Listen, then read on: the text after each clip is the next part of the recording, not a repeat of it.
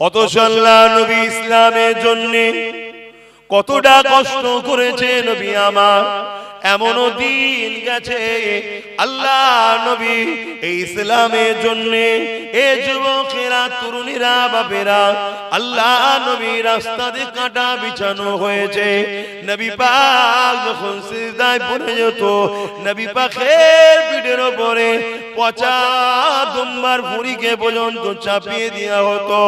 আল্লাহ নবী সিজদা নিতে, তিনি সিজদায় পড়ে সুবহান রাব্বিল আলা তাসবিহকে বাড়িয়ে যেতে, নিঃশ্বাস নিতে নবী পাকের কষ্ট হতো। এত জুলুম অত্যাচার আমার নবী পাকের উপরে হয়েছে। কি জন্যে? আমার নবী মানুষকে ইসলামের বাণী শুনিয়েছে।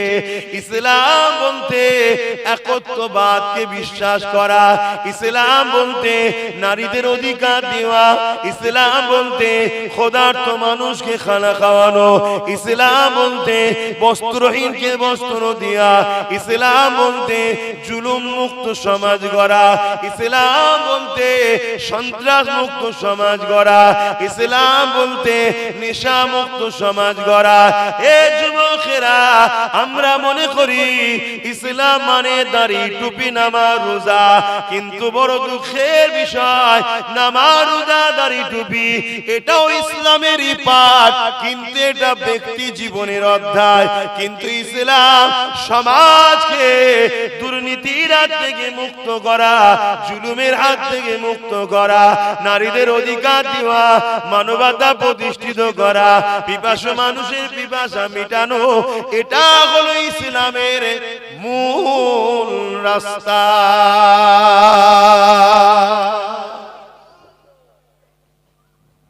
পৃথিবীতে যুগে যুগে একদল লোক আছে যারা ক্ষমতার জোরে মানুষের প্রভু হওয়ার স্বপ্ন দেখে।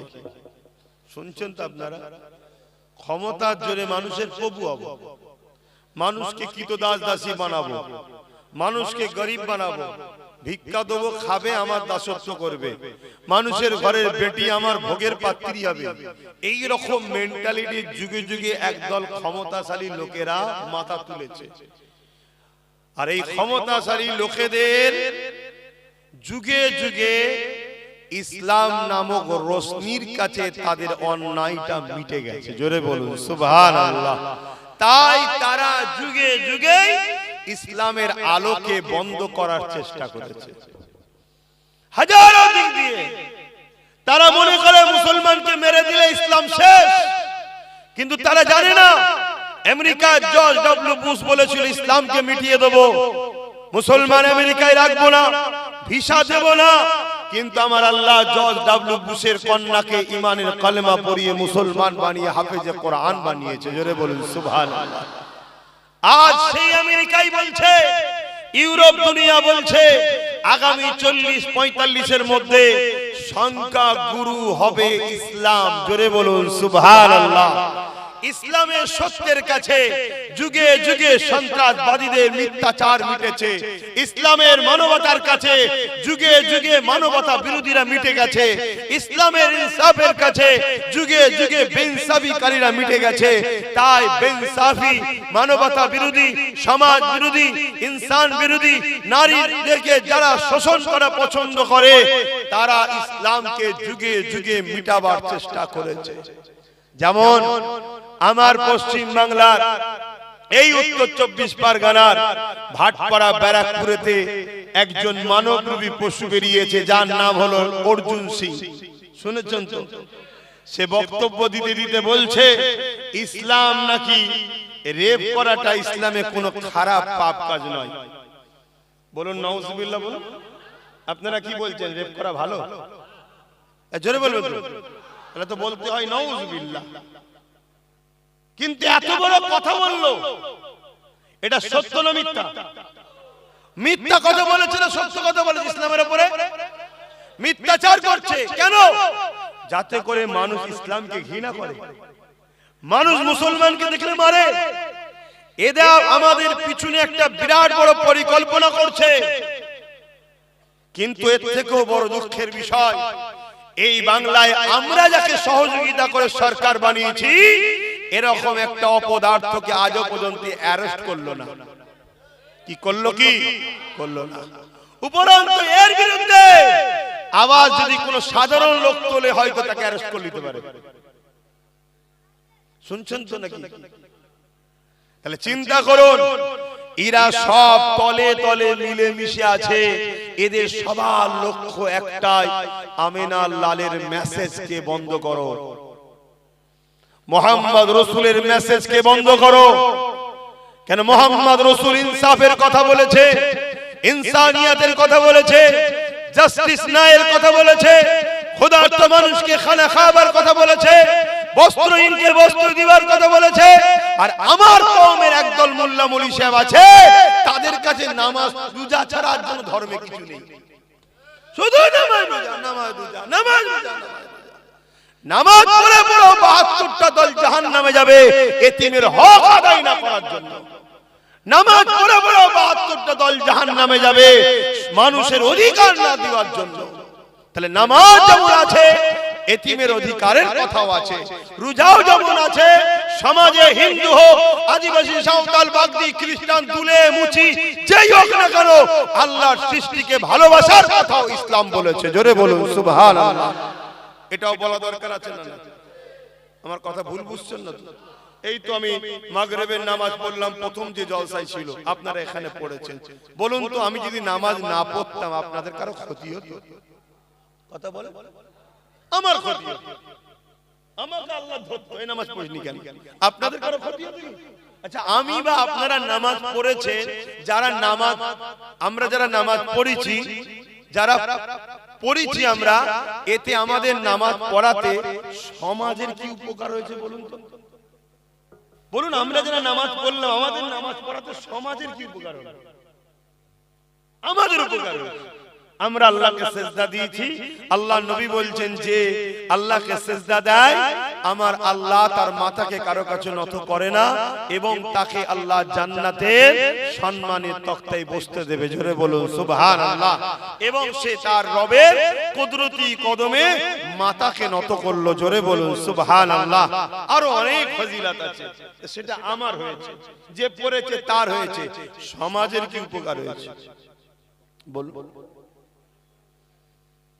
কিন্তু আমরা যদি সমাজ থেকে নেশা মুক্ত করতাম, যে সমাজে মদ চলবে না, গেঁজা চলবে না, নেশা চলবে না, এটা যদি মুক্ত করতাম, তাহলে সমাজের উপকার হতো না? হতো না?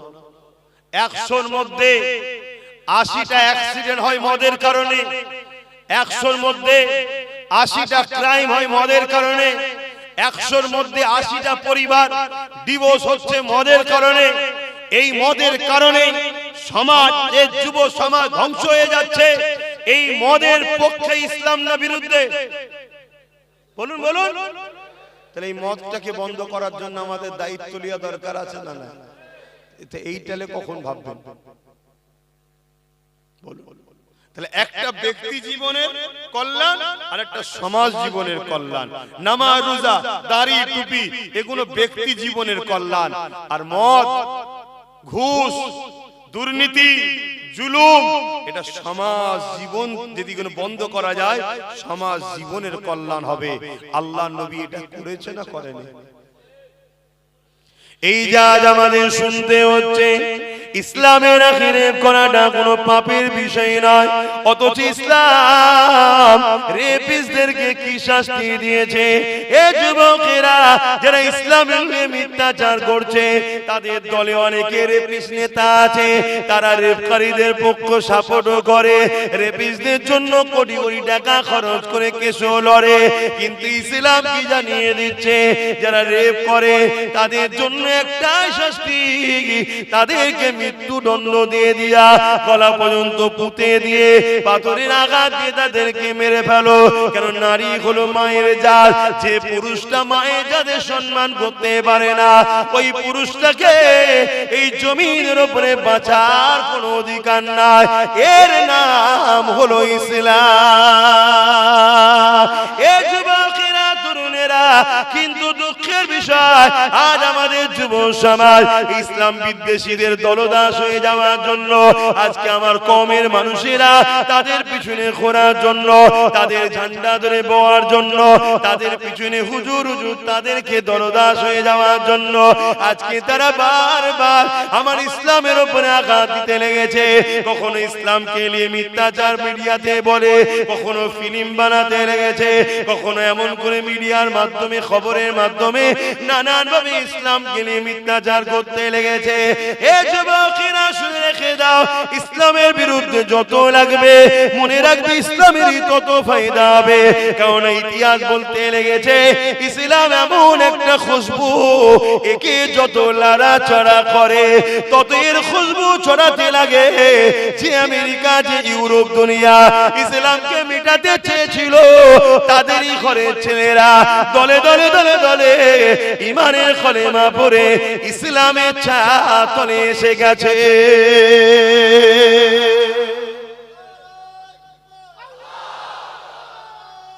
আল্লাহু আকবার। কিন্তু আমাদের তো কিছু দায়িত্ব আছে না? না, এই যে ইসলামের উপরে বারবার যে আঘাত হচ্ছে এর বিরুদ্ধে আমাদেরও কিছু করার দরকার আছে না? না, কিন্তু দুঃখের বিষয় এই জায়গায় আমরা ঘুমিয়ে আছি, আমাদের খেয়ালই নাই, আমাদের খেয়ালই নাই।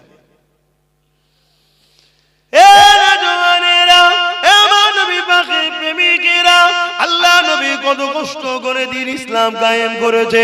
এই জমিনে নারীদের ঘরে তার বাপেরা জেন্ত পুঁতে দিত। আল্লাহ নবী তাদের নারীদের বাপেদের কাছে গেছে, তাদেরকে বুঝিয়েছে তোমরা তোমাদের কন্যা সন্তানগুলোকে জেন্ত কেন পুঁতে দাও। ওই সময়তে তারা বলতে লেগেছে এই আব্দুল্লাহর বেটা মুহাম্মদ সাল্লাল্লাহু আলাইহি ওয়াসাল্লাম নারীরা কোনো অশুভ, তাদের বাঁচার কোনো অধিকার নাই। এই ছিল তাদের কালচার। এই নারীদেরকে যারা জেন্ত পুঁতে দিত এরা কেউ এক আল্লাহকে মানত না, এরা কেউ ইসলামের পক্ষে ছিল না, এরা নিজের হাতে হাজারো নকল খোদা তৈরি করেছিল। এ যুবকেরা, তরুণীরা, বাপেরা, আমার রাসূলুল্লাহ তাদেরকে বুঝাতে লাগলো না না না না, নারী কখনো শুভ নয়। মহান স্রষ্টা যিনি পুত্র সন্তান দেয় তিনি কন্যা সন্তান দেয়। কন্যা এজন্য বানিয়েছে, পুত্র এজন্য বানিয়েছে, নারী পুরুষের মাধ্যমে এই জমিনে মানুষ জাতির বিকাশ ঘটবে। তাই কন্যারও সম্মান আছে, পুত্র সন্তানেরও সম্মান আছে। তবে আমি রাসূলুল্লাহ জানিয়ে দিই, কারো ঘরে যদি প্রথমে কন্যা সন্তান হয় এর মানে ওই বাবাটাকে, ওই আব্বাটাকে মহান স্রষ্টা জান্নাতে সুসংবাদ দেয়। আরো জোরে বলুন সুবহান। ইসলাম নারীকে যে সম্মান দিয়েছে, ইসলামের মোকাবেলায় কেউ আসো না দেখি নারীকে সম্মান দিয়েছো বলো। শুনছেন? কিন্তু তারপরও ইসলামকে বারবার আঘাত খেতে হচ্ছে না, হয়নি? ইসলামের উপরে মিথ্যাচার হচ্ছে না, হয়নি? এর জন্য দোষী কারা? কথা বলুন। আমরা দোষী।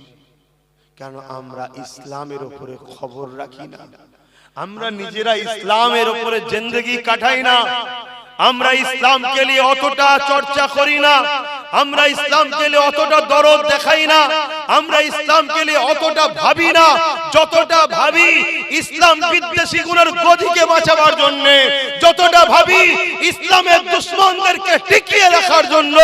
তার সামান্য পার্সেন্ট আমরা ইসলামের পক্ষে ভাবি না। এজন্য আজকে তারা এই সুযোগে বারবার ইসলামের বিরুদ্ধে মিথ্যাচার করার সাহস পাচ্ছে।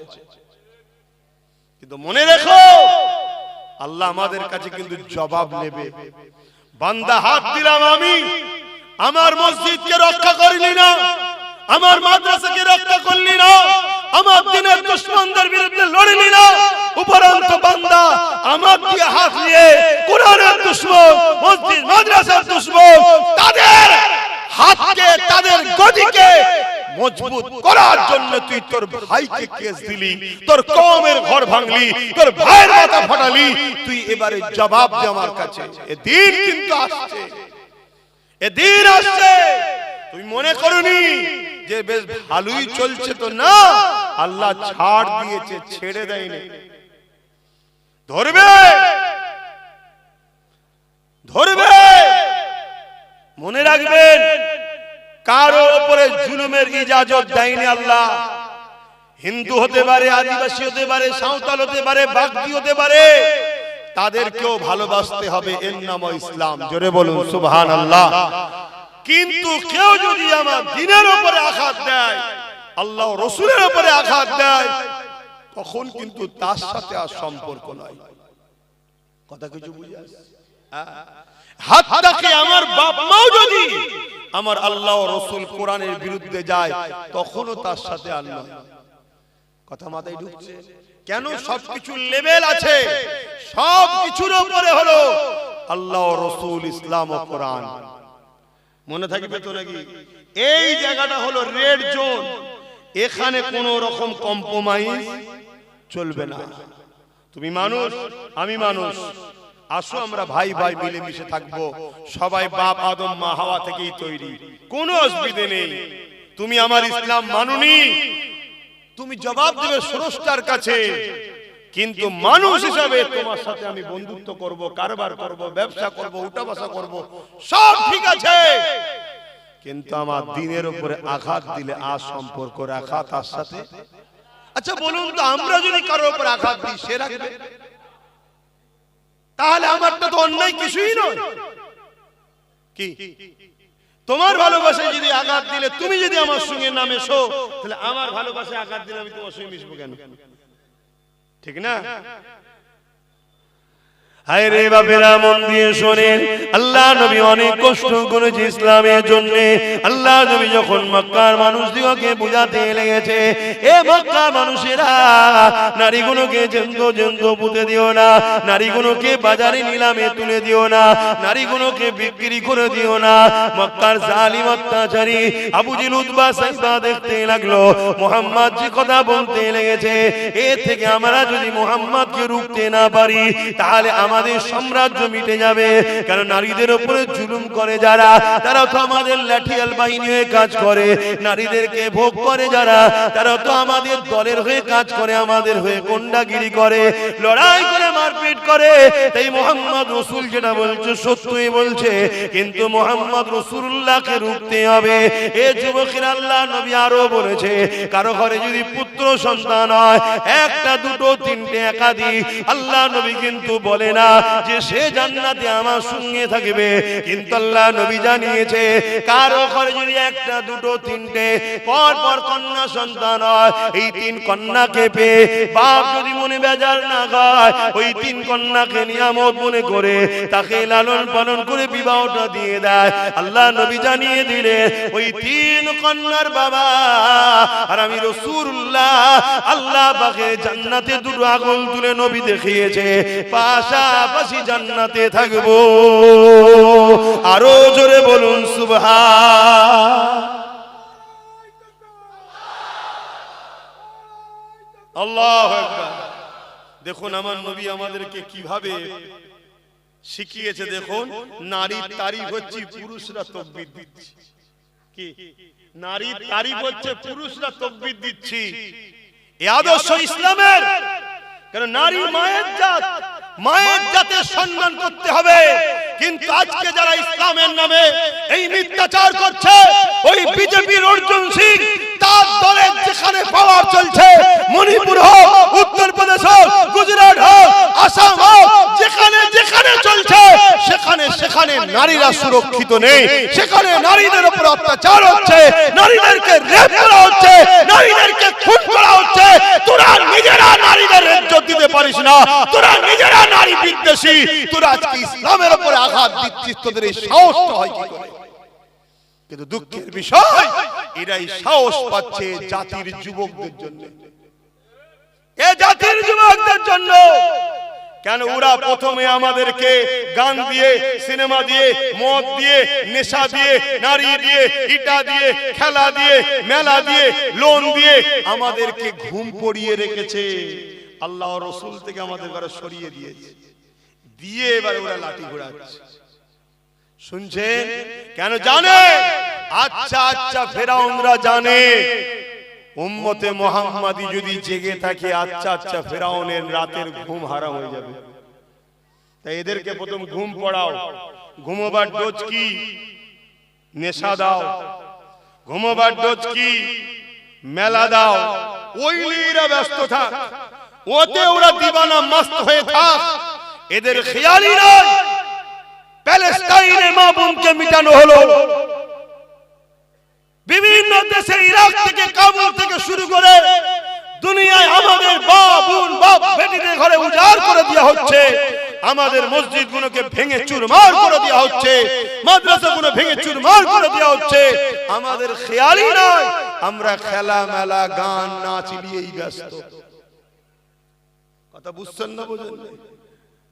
আজ এ থেকে যদি বেরিয়ে না আসো উম্মত, মনে রেখে দিও আমার আল্লাহ তোমাকে আমাকে মিটিয়ে দেবে। ইসলাম কিন্তু থাকবে, যাদের হাতে মিটাবে তাদের মধ্যে থেকেই আল্লাহ ইসলামের লোক বেছে নেবে। দেখলেন না বাবরি মসজিদে যে প্রথম আঘাত করেছিল, তার হাতেই আল্লাহ 100 মসজিদ তৈরি করে নিয়েছে। জোরে বলুন সুবহানাল্লাহ। আজকেরই তো সেই দিন, 1992 6 ডিসেম্বর একদল উগ্র হিন্দুত্ববাদী সন্ত্রাস ভারতবর্ষের 550 বছরের ঐতিহাসিক মসজিদ বাবরি মসজিদ, সেই মসজিদ বাবরের নামে তৈরি, কিন্তু মসজিদটা বাবরের নয়, বাবরের বাপেরও নয়। মসজিদ হলো রব্বুল আলামিন আল্লাহ।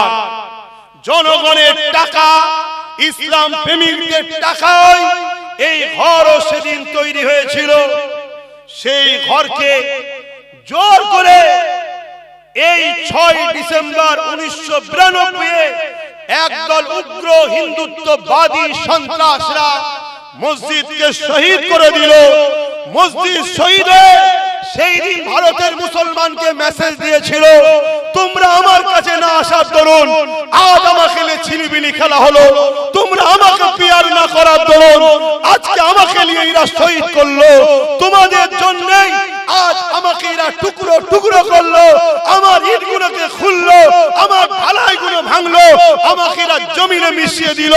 এ উম্মতে মুহাম্মাদি, আমি মসজিদ কিয়ামতের দিনে তোমাদের বিরুদ্ধে নালিশ জানাবো। যাকে শহীদ করা হয়েছিল উম্মতে মুহাম্মাদি ঘুমিয়ে থাকার কারণে, সেই দিন বাবরি শহীদ হয়ে আমাদেরকে জাগিয়েছিল। ওটা তোমরা যদি ঘুমাও, আমার মতো হাজারো বাবরি শহীদ হয়ে যাবে, কিন্তু এ জাতের এখনো ঘুম ভাঙেনি। গত 8 বছর ধরে আমি চিল্লাচ্ছি, ওয়াকফ চলে যাচ্ছে। আপনারা সাক্ষী আছেন তো নাকি? চিল্লিছি হাঁকি না, হাত তুলে বলুন চিল্লিছি হাঁকি না। 8 বছর ধরে আমি চিল্লাচ্ছি, ওয়াকফ যাচ্ছে, ওয়াকফ যাচ্ছে, ওয়াকফ যাচ্ছে। হাতির চিবাবার দাঁত আলাদা হয়, দেখাবার দাঁত আলাদা হয়। আমার রাজ্য সরকার হাতির মতো পাঠ করেছে, দেখিয়েছে আলাদা দাঁত, চিবিয়েছে আলাদা দাঁত। টাকা রিপিট আর উপিট, টয়লেট শুকিয়ে যাক আর কাঁচা থাক, শুকনো দিকটাও টয়লেট, কাঁচাটাও টয়লেট। অতএব দিদি মুদির মধ্যে পার্থক্য কিছু নেই, দুটো টয়লেট টাইপেরই।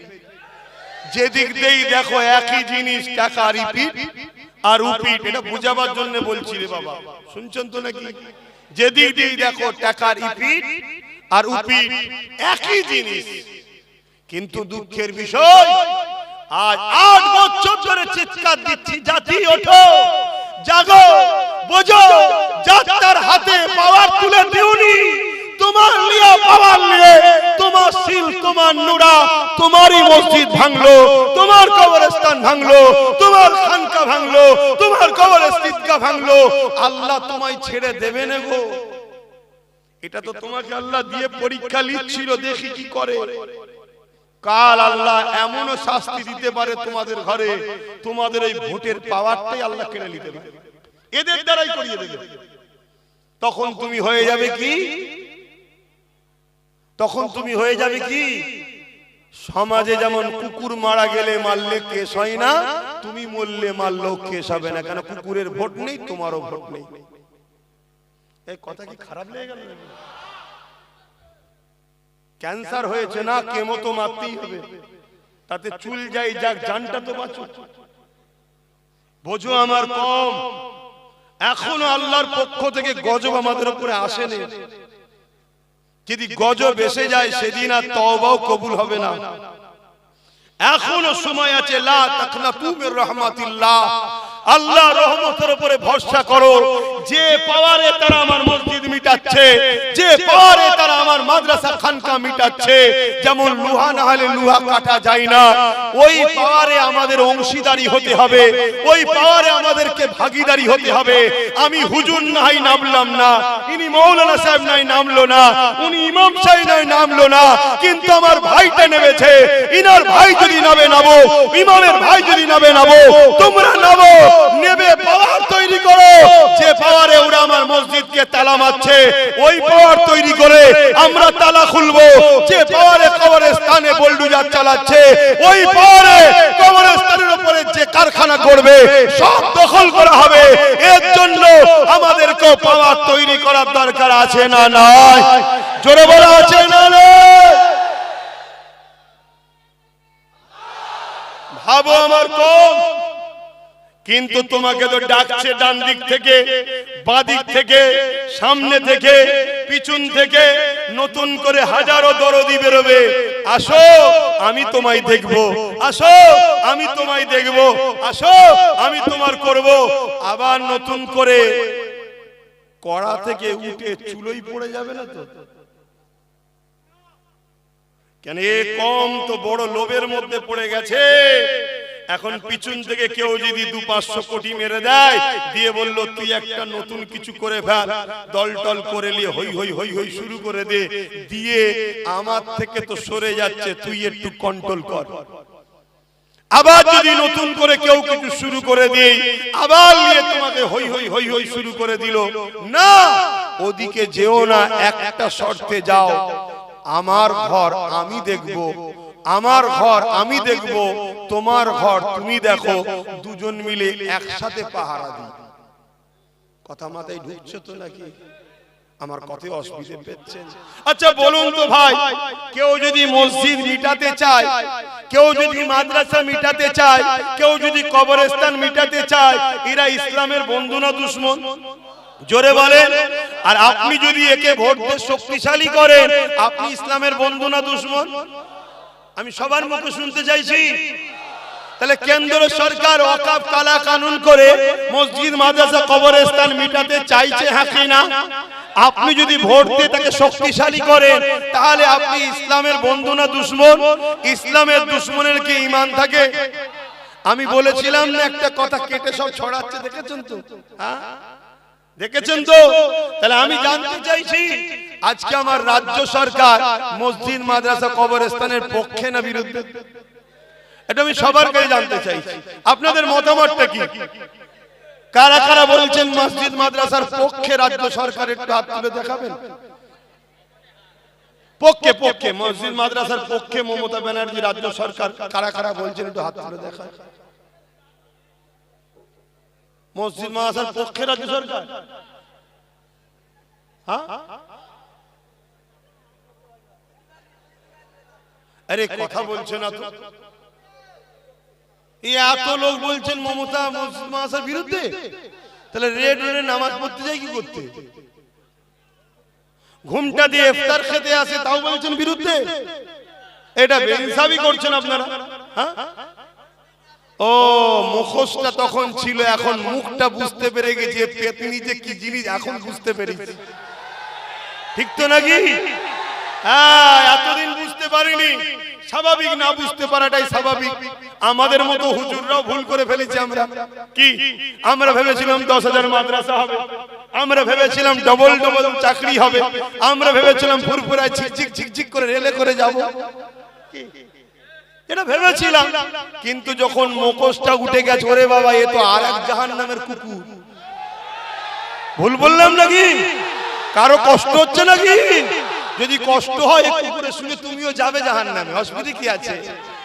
কিন্তু শুনে রেখে দাও, তাহলে কেন্দ্র সরকারও ইসলাম বিরোধী কাজ করছে, রাজ্য সরকারও তার আইনের সাথ দিয়েছে না দেয়নি?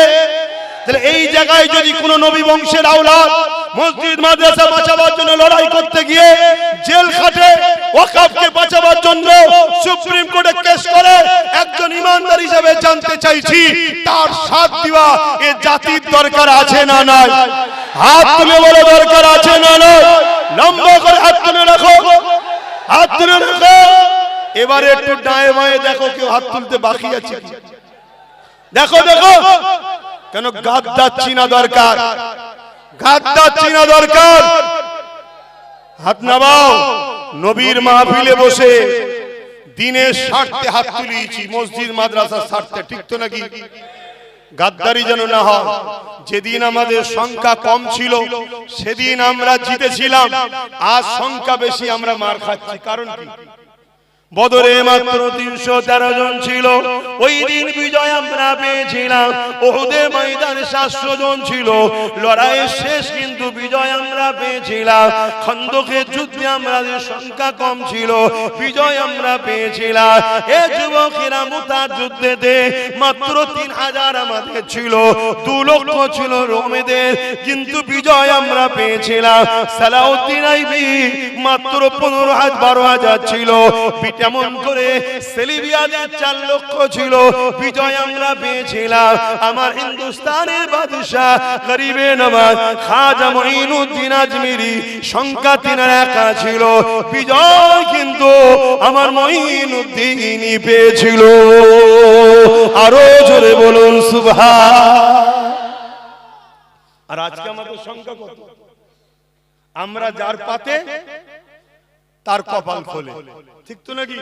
আমরা যার পাত থেকে নাবি তার কপাল ফেটে যায়। বিগত দিন কেউ বলেছিল মাদ্রাসায় সন্ত্রাস তৈরি হয়, নেবে গেছি কপাল ফেটে গেছে, ধুতি খুলে চলে গেছে। ভুল বলছি নাকি? হ্যাঁ, ওটা আমাদের ডিউটি ছিল না, বা নেবে গেছি। তাহলে আমরা যখন কার পাতে উঠি তার কপাল খোলে, যার পাত থেকে নাবি তার কপাল ফেটে যায়। তাহলে আল্লাহ আমাদেরকে নিয়ামত আল্লাহ করেছে না করেন? কিন্তু এই নিয়ামত থেকে যদি আমরা নিজেরা দালাল হয়ে যাই, আল্লাহ আমাদের থেকে নিয়ামত কেড়ে নেবে না, নেবে না? তাহলে যেদিন সংখ্যা কম বিজয় আমাদের, আর সংখ্যা বেশি গোলামির হাল আমাদের। কারণ কি? কারণ আমাদের মধ্যে গাদ্দার ঢুকে গেছে, গাদ্দার। যদিও বা এক হচ্ছে ছেলেরা, অমনি বীজখানে কোনো গাদ্দার ঢুকে যে বলবে ওরম করা কি দরকার, তোরা যা করছিস সব ডাকাত চলে আসবে, তোরা যা করছিস এই হয়ে যাবে, তোরা যা করছিস ওই হয়ে যাবে। নানা রকম ভাবে আমাদেরকে পিছন থেকে টানছে। আর অথচ রাসূল বলছে আখেরি জামানায়, শুনছেন তো নাকি? এই যে আজকাল যে আবহাওয়া গুলো ঘটছে, কয় বিষয় নবী কিছু বলে যাচ্ছে না, যায় না? হ্যাঁ, সব চলে গেছে। আপনি তো মনে করছেন, আবার বলছে, আপনি তো মনে করেন হুজুর আসবে নামাজ রোজার কথা বলবে, লাস্টে বোতল দেবো ফুঁতে চলে যাবে। ও হুজুর আব্বাস সিদ্দিকী নাই। কেন? আমার নবীর জীবন শুধু ওটা ছিল না, আমার নবীর জীবন ছিল 11 বছর এই জমিনের উপরে যত জুলুম, অত্যাচার, সন্ত্রাস, সমাজবিরোধী, দাঙ্গাবাজ, ফিতনাবাজ, জালিম বাদশা ছিল, তাদের নাম নিশানাকে মিটিয়ে জমিনকে শান্তি প্রতিষ্ঠিত করেছে। তারপরে নবী মেরাজে গিয়ে নামাজ রোজা এনেছে। জোরে বলুন সুবহানাল্লাহ। এটা আমার নবীর ইসলাম। শুনছেন তো আব্বা জানেরা? আমি নামাজের বিরুদ্ধে নাকি? না না না, ওটা বলছি। কিন্তু নামাজ পড়ো, আল্লাহর কাছে ধরা পড়তে হবে। যদি আপনার গ্রামে কোনো মেয়ে তার বাপ গরিব হওয়ার জন্য বিয়ে দিতে পারছে না, 22, 23, 24 বছর বয়স হয়ে যাচ্ছে, ওই মেয়ে পাপ কাজ করছে। যতগুলো ওই গ্রামে মানুষ আছে, ওই শুধু মেয়ে আর মেয়ের বাপ একা ধরা পড়বে না, ওই গ্রামের সবাইকে কিয়ামতের দিন জবাব দিতে হবে। এই কথা শুনছেন? এর নাম ইসলাম। আজকে সেই ইসলামের আলোচনা বন্ধ হয়ে গেছে। এই জন্যই তো আজকে যে যা খুশি করে নিচ্ছে। আসো যুবক, এখনো সময় আছে, ওঠো, জাগো, পরিবর্তন হও, বিপ্লব আসবে, শিক্ষা চেতনা আনবে, চেতনা বিপ্লব আনবে। তাই তোমাদেরকে জানাই, যুগে যুগে ফেরাউন ছিল, যুগে যুগে মুসা আল্লাহ এসেছে পাঠিয়েছে, যুগে যুগে এজিদ আসবে, যুগে যুগে হোসাইনিরাও থাকবে। এজিদ কার নাম? এজিদ একটা স্বৈরাচারী, অত্যাচারী, সারাবি, জালিম, লুটেরা, খুনি, বদমাইশ শাসকের নাম হলো এজিদ। আজকের যে শাসকগুলো আছে এদের সঙ্গে মিলাও এজিদকে, আজকের দিনে এরাও ছোটখাটো এজিদ হতে আর বাকি নেই। তাহলে আমরা যদি হোসাইনি হই, এদেরকে সাপোর্ট করে হোসাইনের সঙ্গে জান্নাত যাব, এ স্বপ্ন দেখতে পারি না।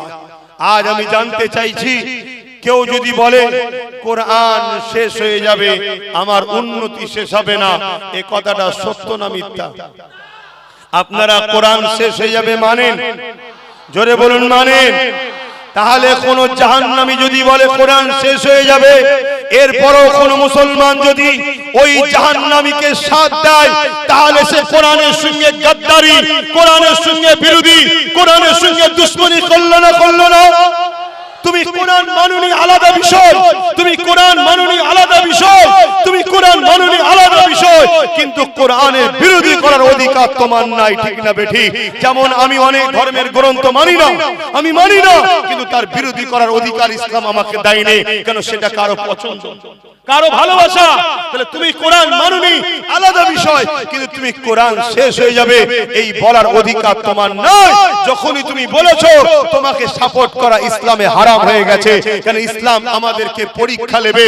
আল্লাহ নবী বলছে তোমাদের জানের থেকে বেশি আল্লাহ ও রাসূলকে ভালোবাসতে হবে। তোমার বাপ যদি আল্লাহ ও রাসূলের বিরুদ্ধে যায়, তুমি যদি তার পক্ষপাতিত্ব নাও, মনে রেখে দিও ওই বাপের হাতে আল্লাহ তোমাকে মিটাবে। তোমার সন্তান যদি আল্লাহ ও রাসূলের বিরুদ্ধে যায়, তুমি বাপ যদি সন্তানের পক্ষপাতিত্ব নাও, ওই সন্তানের হাতে বাপকে মার খাওয়াবে, বেইজ্জতি হতে হবে। আজকে দেখবেন অনেক সন্তান বাপকে মারে, ভালোভাবে ঠান্ডা মাথায় চিন্তা করবেন, ওই বাপ সন্তানকে আল্লাহ ও রাসূলের থেকে প্রাধান্য বেশি দিয়েছে। এটা সূরা বাকারাতে আল্লাহ বলছে।